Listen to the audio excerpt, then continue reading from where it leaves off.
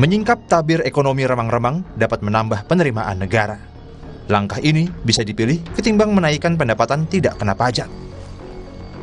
Anggaran pendapatan dan belanja negara yang tangguh dan berdaya tahan berperan strategis dalam menghadapi berbagai situasi, seperti pandemi dan guncangan perekonomian global.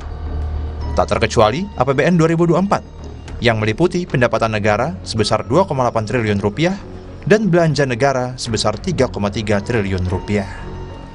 Salah satu isu yang kerap mencuat ke permukaan adalah penerimaan perpajakan sebagai bagian dari pendapatan negara.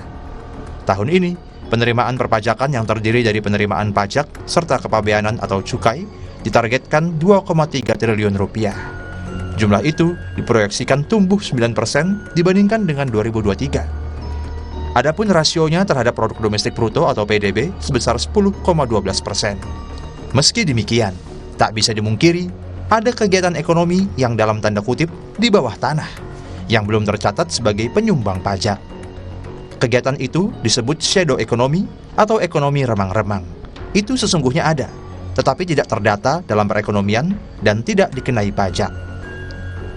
Publikasi Dana Moneter Internasional atau IMF pada tahun 2002 menyebutkan ekonomi remang-remang meliputi aktivitas ilegal serta pendapatan tak dilaporkan dari produk barang dan jasa legal dari transaksi moneter dan barter.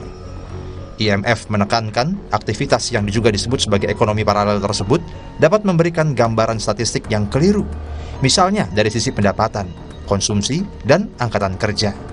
Akibatnya, kebijakan yang disusun pun menjadi tidak tepat. Dalam laporan yang dipublikasikan IMF pada 2010 disebutkan, dari 162 negara di dunia, persentase ekonomi remang-remang terhadap PDB pada tahun 2007 sebesar 31%. Kendati lebih rendah dari tahun 99 yang sebesar 34%, besarannya tetap signifikan. Kesadaran perihal aktivitas ini juga diungkapkan dalam Nota Keuangan Rencana APBN 2024. Disebutkan peningkatan ekonomi remang-remang merupakan konsekuensi perubahan struktur perekonomian yang mengarah pada digitalisasi dan sektor informal. Proses bisnis yang semakin mudah dan sederhana, yang tidak dibarengi kesiapan sistem perpajakan dalam menangkap aktivitas ekonomi digital, akan meningkatkan potensi menghindari kewajiban perpajakan. Akibatnya, penerimaan perpajakan tidak optimal. Padahal, potensi sektor informal dan ekonomi digital di Indonesia cukup besar.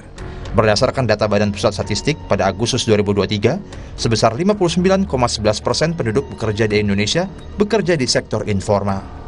Sementara e-Economy yang dirilis oleh Google, Temasek, dan Bain & Company menunjukkan Gross Merchandise Value atau GMV terus meningkat.